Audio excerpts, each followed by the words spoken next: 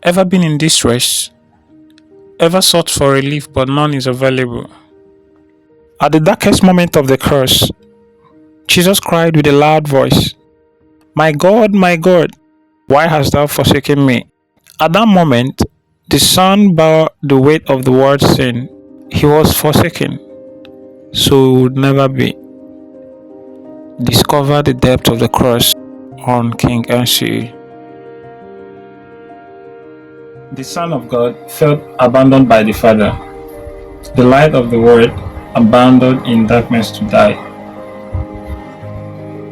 Eloi, Eloi, lama sabachthani. My God,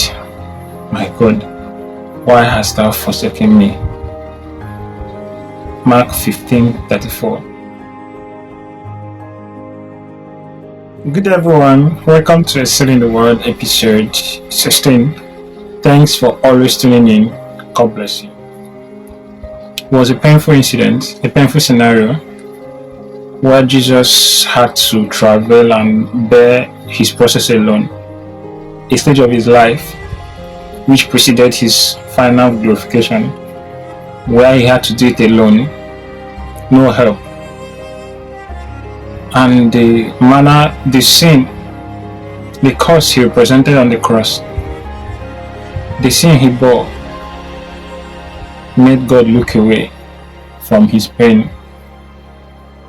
And people can abandon you, friends can abandon you, but whenever your father, your source of strength, your source of comfort, looks away from your trauma, looks away from your trouble, looks away in terms of sorrow, in terms of pain, it's even more painful than the source of pain in the first place. Crying without a shoulder to rest on. Crying about Father, but the Father was no longer looking at his direction at that point. That was how painful the scenario was, but I had to go through it. Now this brings us to the lessons to learn from this statement on the cross. My God, why hast thou forsaken me? The first, of course, is that we have to know that in this journey of ours as believers, it's not going to be all rosy. Everything is not going to be as plain and smooth as anticipated from the beginning. Yes, we've got a glorious destiny, we've got a lot of ambition, a lot of desires, a lot of things we want to achieve. But this journey of faith is a journey where we encounter battles. But the promise of God is that we are more than victorious. An example of this is Paul's prayer in 2 Corinthians 12, 7-10. He prayed earnestly, prayed that the thorn be removed from him. And the response of God was that my grace is sufficient. So he said he prayed three times that this thorn be removed. But God's simple response was, I think in verse 9, my grace is sufficient. That means he has given us the enabling grace, the grace to stand through the testing period, through this time, and get over it. He has made it possible, but we have to still go through it. Now Jesus, because of the glory ahead, pressed on, just like Paul said. We press on, we continue until we get to the mark, the finish line. For the glory set ahead, we have to focus, we have to stay committed, we have to stay grounded even when it's painful, because there's a price which we must attain.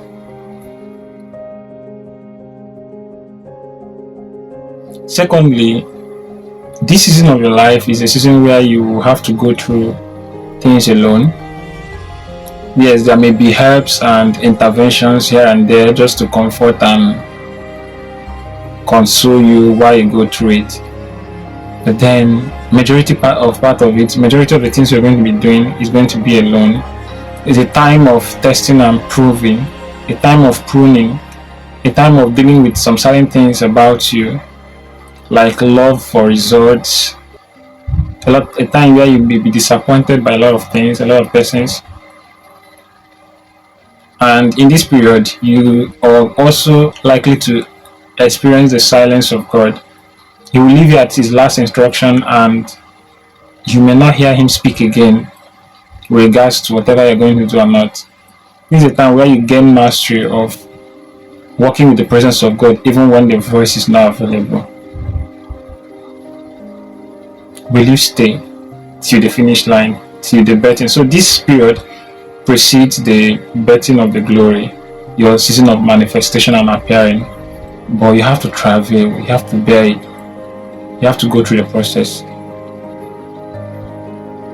alone and with God, knowing that he's with you and he has not forsaken you. Then the third one quickly is another important point we have to get from here is that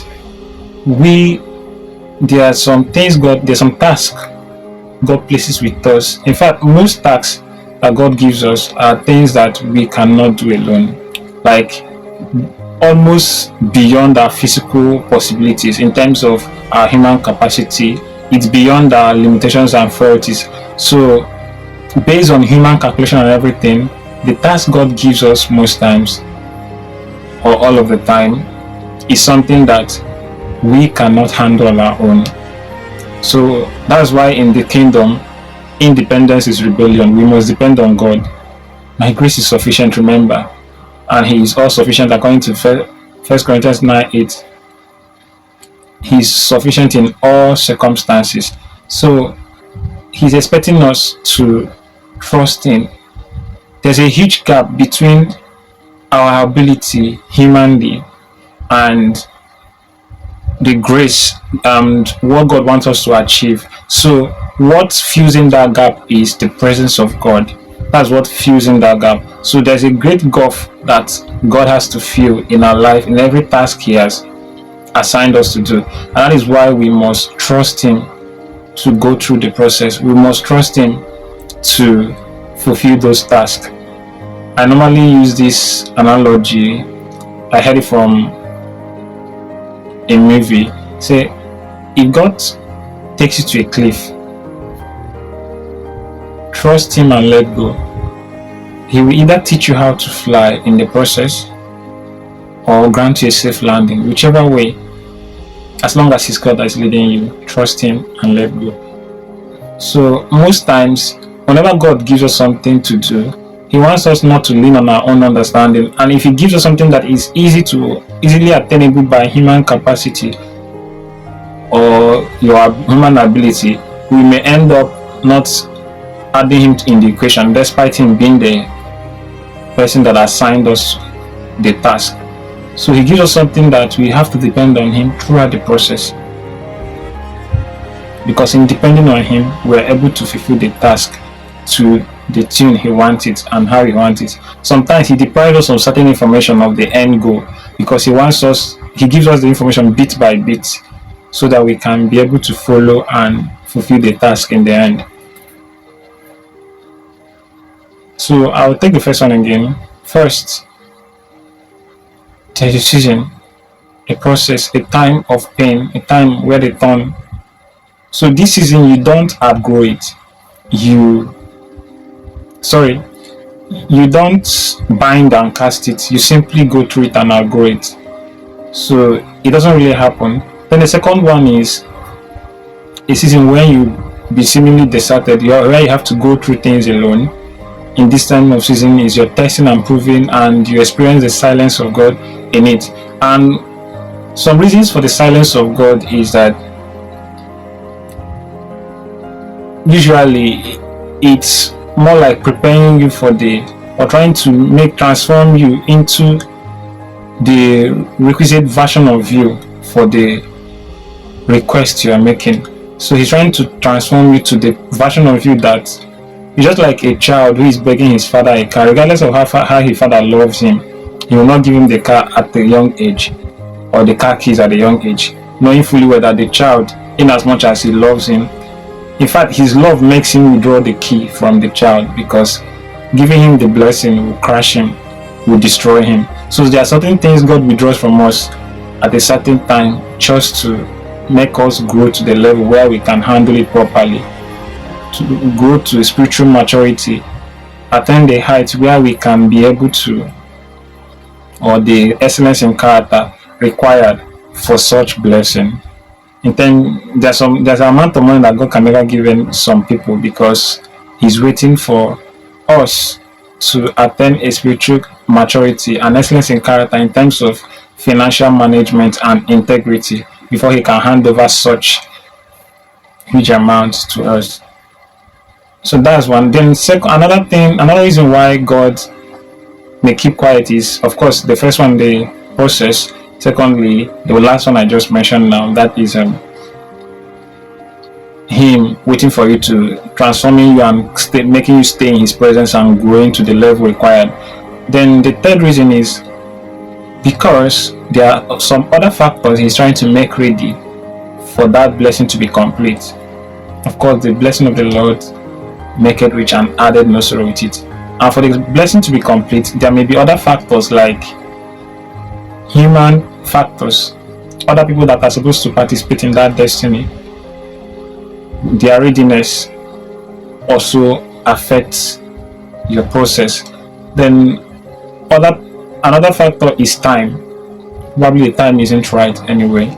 So whichever one, or other factors like environment and society, whichever way, in this period, you may seemingly not get some answers to your request. All you can get is words of comfort, words like of consistency and diligence, continue and everything, or you may not get the answers you're looking for. But stay. Imagine Mary, after the angel told her that she's honored among women, and all the favor and every promises God made to Mary.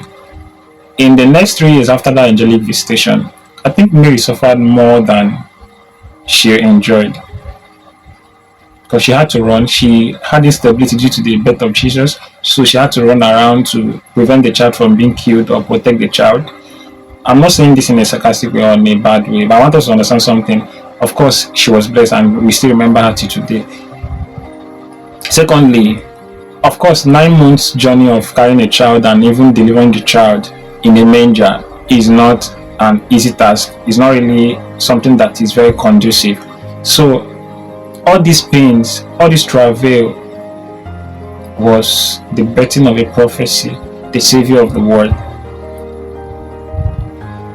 So finally, for every task, there is a grace, and the grace of God is sufficient.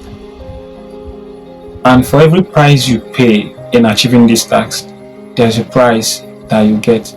So sow your seed now with all diligence and consistency, hoping that and having faith in God that we shall gain the harvest, and not just the harvest, that God grants us increase.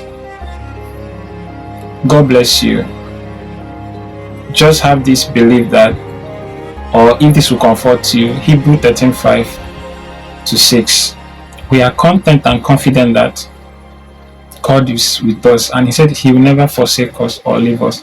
So we enjoy His ever-present presence in our lives, and we declare that the Lord is our helper in every situation, and by His mercy He will always be with us and intervene in our lives. And in certain times where we go through His process, His mercy abides with us to help us through the process. God bless you.